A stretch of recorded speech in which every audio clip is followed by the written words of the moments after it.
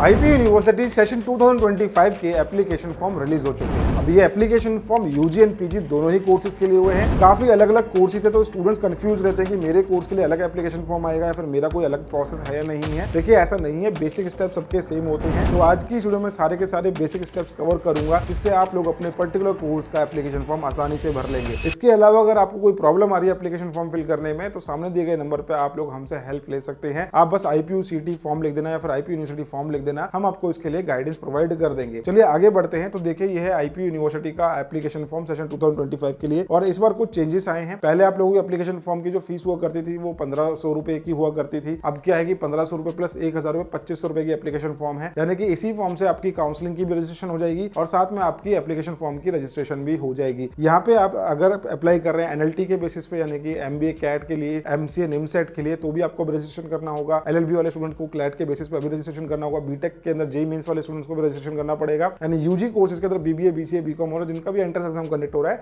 सबको application form fill करना है। इवन बीएड के लिए भी एप्लीकेशन फॉर्म ओपन हो चुका है। चलिए स्टेप बाय स्टेप देखते हैं किस तरीके से आपको एप्लीकेशन फॉर्म फिल करना है बिना टाइम वेस्ट करे, और बहुत सारी चीजें जो है मैं इसमें आपको अलग से समझाने की कोशिश करूंगा जो कि आप लोगों को हेल्प करेगी। तो देखिए सबसे पहले हमको करना क्या होगा, न्यू कैंडिडेट रजिस्ट्रेशन पे क्लिक करना है। ठीक है, कोई भी स्टूडेंट सबसे पहले क्या करता है, लॉगिन करना शुरू कर देता है। लॉगिन तब करोगे जब आपको रजिस्ट्रेशन कर लेना है। यहाँ पे आपने आई एग्री पे क्लिक करा, देन इसके बाद आपका एक बेसिक रजिस्ट्रेशन का फॉर्म ओपन हो जाता है। तो यहाँ पे सबसे पहले मैं आपको बताता हूँ, यहाँ पे आपको अपना कैंडिडेट नेम डालना है। ठीक है, और यहाँ पे अपना फादर्स नेम डालेंगे, यहाँ पे मदर्स नेम डालेंगे। सारी की सारी इन्फॉर्मेशन आपको क्लास 10th की मार्कशीट के अकॉर्डिंग डालनी है। कोई भी स्पेलिंग में मिस्टेक आपको नहीं करनी। डेट ऑफ बर्थ के अंदर आपको यहाँ पे सिंपल स्लाइड डाउन दिया गया है, तो यहाँ पे अपना डे सेलेक्ट कर लेना, मंथ सेलेक्ट कर लिया, ईयर सेलेक्ट कर लिया।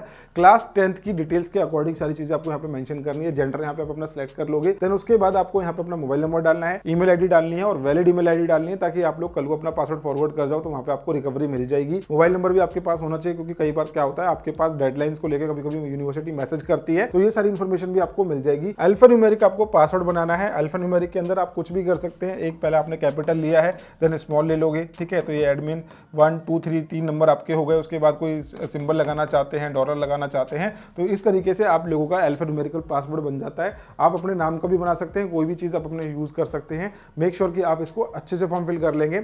मैं भी फॉर्म फिल कर लेता हूं, फिर एक साथ करते हैं आगे का स्टेप। आगे बढ़ने से पहले मैं आप सभी को इन्फॉर्म करना चाहूंगा कि अगर आप आईपी यूनिवर्सिटी के एंट्रेंस एग्जाम की प्रिपरेशन कर रहे हैं तो IPUCT के सभी कोर्सेज के एंट्रेंस एग्जाम की प्रिपरेशन हायर एजुकेशन अपने ऑनलाइन बैच के अंदर करवा रहा है, जिसके अंदर BBA, BCA, BGMC, BCom honours सारे के सारे कोर्सेज के हमारे पास एंट्रेंस एग्जाम के बैचेस अवेलेबल हैं। आप अपने किसी भी कोर्स को ज्वाइन करके हमारे साथ जुड़ सकते हैं। तो जैसे ही आप यहाँ पे क्लिक करते हैं और क्लिक करने के बाद अपना कूपन अप्लाई करते हैं तो आप लोगों को स्पेशल डिस्काउंट मिल जाता है। 5147 की हमारे कंप्लीट कोर्सेज की फीस है। Till then entrance exam, till the admission process हम आप लोगों को प्रॉपर सपोर्ट पहुंचाते हैं। और कोई भी स्टूडेंट जो एडमिशन को लेकर कंफ्यूज्ड है वो हमारा एडमिशन सपोर्ट का फॉर्म फिल कर सकता है। लिंक मैंने आपको डिस्क्रिप्शन में दे दिया है। ऑफलाइन क्रैश कोर्स के लिए आप साउथ दिल्ली छतरपुर में आके हमारे साथ जुड़ सकते हैं। यहाँ पे हम आप लोगों को IPUCT प्लस CUT के एंट्रेंस एग्जाम की ऑफलाइन मोड में प्रिपरेशन करवाएंगे, जिसमें हमारे काफी सारे अचीवमेंट्स है। स्टूडेंट आज की डेट में हमारे IPUCT के टॉप कॉलेज में स्टडी कर रहे हैं। छतरपुर लोकेशन में हमारा इंस्टीट्यूट लोकेटेड और काफी लिमिटेड सीट्स हैं, तो मेक श्योर आप प्री रजिस्ट्रेशन करवा लें। सामने दिए गए नंबर पे आप हमारे बैचेस की कंप्लीट इन्फॉर्मेशन ले सकते हैं। तो आई होप आप लोगों ने अपनी बेसिक रजिस्ट्रेशन कर लिया होगा। अब आप लोग करना क्या है, आपने जो यूजर आईडी बनाई थी उस यूजर आईडी से आपको यहाँ पे लॉग इन करना है। तो मैं भी यहाँ पे अपना लॉग इन कर लेता हूँ। जैसे मैंने साइन इन करा, मैंने पहले भी एप्लीकेशन फॉर्म फिल करा था एक बार, तो मैं आपको यहाँ से दिखा देता हूँ कौन कौन से एप्लीकेशन फॉर्म है। यहाँ पे आप देख सकते हैं BCA का है, लॉ के लिए क्लैट UG के बेसिस पे है, BEड का एप्लीकेशन फॉर्म ओपन है। इस तरीके से काफी सारे एप्लीकेशन फॉर्म आप लोगों को यहाँ पे देखने को मिल रहे हैं। तो जितने भी कोर्सेज है इन सब के लिए एप्लीकेशन फॉर्म आज की डेट में ओपन है। तो चलिए मैं आप लोगों को बेसिकली बीटेक का एप्लीकेशन फॉर्म फिल करके दिखाता हूँ। अब मैंने क्या करा, 1631 पे क्लिक कर दिया। ठीक है, ये सेम स्टेप सभी के लिए होने वाले हैं। तो मैं आपसे अब इसको प्रोसीड करूंगा। प्रोसीड करने के बाद हमारे सामने ये स्टेप्स आ जाते हैं, application form, qualification detail, competitive exam detail, contact details. तो इस तरीके से आप लोगों के पास डिटेल आ गई। अब हम यहाँ से क्लिक कर रहे हैं एप्लीकेशन फॉर्म पे। तो मैं आप लोगों को पहले फील्ड समझा देता हूँ। देखिए यहाँ पे मैंने अपनी सारी डिटेल्स डाल दी थी। देन इसके बाद आ जाता है रीजन, यहाँ पे पूछा जाता है। तो ये रीजन बहुत ही ज्यादा इंपॉर्टेंट पार्ट होता है आपका एप्लीकेशन फॉर्म फिलिंग का, जिसके अंदर आप लोगों को ये रीजन सेलेक्ट करना है। अगर आपने अपनी क्लास 12th या फिर लास्ट क्वालिफिकेशन करी है दिल्ली से, आप अगर BEd कोर्स में अप्लाई कर रहे हो, MBA में अप्लाई कर रहे हो, तो आपकी ग्रेजुएशन लगेगी। तो ग्रेजुएशन अगर आपने करी है दिल्ली से, यानी कि आपके कॉलेज का एड्रेस दिल्ली का था, तो आपको इंस्टेड दिल्ली मेंशन करना है। 85% रिजर्वेशन मिलेगी आपको। अगर आपने अपना करा है आउटसाइड दिल्ली से, तो आपको क्या करना है, आउटसाइड दिल्ली रीजन यहाँ पे मेंशन करना है, क्योंकि दोनों की अलग कट ऑफ होती है। अगर आपने गलत रीजन डाल दिया तो आपका आगे जाके एडमिशन में जो आपको दिक्कत मिलेगी और आप लोगों को डायरेक्टली जाना पड़ेगा स्पॉट राउंड में। तो मैं यहाँ पे क्लिक कर रहा हूँ दिल्ली NCT। ठीक है, इसके बाद रीजन, यहाँ पे रिलीजन आ जाता है। रिलीजन के अंदर मैंने हिंदुइज्म डाल दिया अपना। कैटेगरी में जनरल सेलेक्ट कर रहा हूँ। आप जो भी कैटेगरी से बिलोंग करते हैं आपके पास प्रॉपर उसका सर्टिफिकेट डॉक्यूमेंट होना चाहिए। जो कि वेरीफाई करती है यूनिवर्सिटी ऑनलाइन। तो यहाँ पे आपको जनरल पे क्लिक कर देना है। अब यहाँ पे मेरे से पूछा जा रहा है फिजिकली हैंडीकैप्ड, तो मैं यहाँ पे मेंशन कर देता हूँ नो। और देन उसके बाद डिफेंस पर्सनल, अगर आपके पास डिफेंस कोटा है तो आप इसका यूज कर सकते हैं, मैं यहाँ पे नो पे क्लिक कर रहा हूँ। देन आपका कश्मीरी वाइग्रेंट का आपके पास कोटा है तो मैं यहाँ पे क्लिक कर रहा हूँ अभी नो। आपके पास है तो आप जरूर उसको यूज करना। सिलेक्ट एनी सब कैटेगरी फ्रॉम द लिस्ट, तो यहाँ पे सिख माइनॉरिटी, मुस्लिम, जैन माइनॉरिटी, कुछ भी आपके पास, तो आप यहाँ पे मेंशन कर सकते हैं। मैं यहाँ पे नॉट एप्लीकेबल कर रहा हूँ। इंडियन आर्म फोर्सेस के लिए पूछ रहा है तो मैं यहाँ पे क्या कर रहा हूँ, मैं यहाँ पे इस पे नॉट एप्लीकेबल पे क्लिक कर रहा हूँ। आपके पास है तो आप इस कोटा को जरूर यूज कर सकते हैं। अदर इन्फॉर्मेशन में यहाँ पे मांगा जा रहा है विजिबल मार्क है तो आप डाल सकते हैं, नहीं तो एनए भी डाल के छोड़ सकते हैं। विजिबल मार्क में मैं लिख देता हूँ यहाँ पे मोल on right side of face, अगर नहीं है तो आप इसको छोड़ सकते हैं एनए करके। चलिए अपार आईडी पूछ रहा है यहाँ पे, तो अपार आईडी के बारे में मांगी जा रही है इन्फॉर्मेशन। अब मेरे पास अपार आईडी नहीं है तो मैं यहाँ पे भी क्लिक कर रहा हूँ नो। अगर आपने बना ली तो उसकी डिटेल यहाँ पे मेंशन कर देना। एंटी रैगिंग के केस में मैं यहाँ पे एनए मेंशन कर देता हूँ। जब आपका एडमिशन होगा तो आपको एंटी रैगिंग की अंडरटेकिंग देनी पड़ती है, पेरेंट्स से साइन करवा के और खुद भी साइन करके आपको देनी पड़ती है। इसके बाद आ जाती है आपकी बैंक्स की डिटेल, और ये बहुत ही ज्यादा इंपॉर्टेंट पार्ट है इस एप्लीकेशन फॉर्म का। यहाँ पे आपको देखने को मिलेगा बैंक अकाउंट डिटेल्स के अंदर आपको करना क्या है। यहाँ पे आपको अकाउंट होल्डर के बारे में डालना है, नेम डालना है, अकाउंट नंबर कंफर्म करोगे, आईएफएससी कोड डालोगे, then bank name and branch name. इसके बाद यहाँ पे आप देखोगे कैंसिल चेक है, पासबुक स्क्रीनशॉट और ऑनलाइन अकाउंट डिटेल्स आप जो है स्क्रीनशॉट डाल सकते हैं। अब ये क्यों है इंपॉर्टेंट, क्योंकि जब आप लोग अपना एडमिशन लेंगे और एडमिशन लेने के बाद आगे आपको ब्रांच नेम भी डालना है, ठीक है। तो जब आप अपना एडमिशन लेंगे, एडमिशन के टाइम पे आपको किसी भी स्टेज पे लगा कि भाई मेरे को विड्रॉल लेना है अपना एडमिशन का, तो वो जो रिफंड करते हैं यूनिवर्सिटी ऑनलाइन पे करोगे, वही रिफंड आप लोगों का इस ही अकाउंट में आएगा। तो अगर आप एप्लीकेशन फॉर्म अपना साइबर कैफे से फिल करवा रहे तो भैया उसकी डिटेल मत डलवाना, अपने पेरेंट्स की या फिर किसी ऐसे भरोसेमंद आदमी की अपनी डिटेल डलवाना जहाँ पे आपको आगे अपना पैसा लेने में आसानी रहे। तो चलिए मैं अपने अकाउंट की डिटेल फिल कर लेता हूँ, आप भी इतने कर लेना। तो ये मेरी डिटेल जा चुकी है। अब मेरी डिटेल जाने के बाद जैसे आपने बैंक की अपनी डिटेल डाल दी, उसके बाद आप आ जाओगे नेक्स्ट पेज पे, जो कि आप लोगों की क्वालिफिकेशन डिटेल्स की है, ठीक है। तो चलिए क्वालिफिकेशन डिटेल भरते हैं एक एक करके। अब यहाँ पे देखिए क्या लिखा गया है, ध्यान से समझना इस चीज को, क्योंकि ये जेईई मेंस का आ रहा है। तो यहाँ पे साफ साफ एलिजिबिलिटी क्राइटेरिया में इन्होंने मेंशन कर दिया कि पीसीएम के अंदर आपकी 55% होनी चाहिए, ठीक है। तो पीसीएम के अंदर आपकी 55% होनी चाहिए। इन्होंने स्पेसिफिकली बीटेक के लिए मेंशन करा है। आपके केस में ऐसा नहीं आ रहा होगा, और अगर आ रहा है तो बस आपको एलिजिबिलिटी क्राइटेरिया पढ़ लेना है, ठीक है। एससी एसटी ओबीसी को, दिल्ली ओबीसी को यहाँ पे 55% का रिलैक्सेशन स्टूडेंट्स को मिल जाएगा। यहाँ पे देखेंगे पासिंग स्टेटस में क्या करूंगा, क्लास 10th में मैंने पास पे क्लिक कर दिया। देन यहाँ पे मैंने अपना ईयर सेलेक्ट कर लूंगा 2022। देन उसके बाद रोल नंबर में अपना यहाँ पे डाल देता हूँ। रोल नंबर आपको एक्जैक्टली वही डालना है जो आपके मार्कशीट पे लिखा हुआ है। क्वालिफाइड बोर्ड पे मैं यहाँ पे लिख देता हूँ अपना सीबीएसई, तो सेंट्रल बोर्ड ऑफ एजुकेशन यहाँ पे मेरे को देखने को मिल जाएगा। देन सीबीएसई मेरा आ गया है, सीबीएसई मैंने क्लिक कर दिया।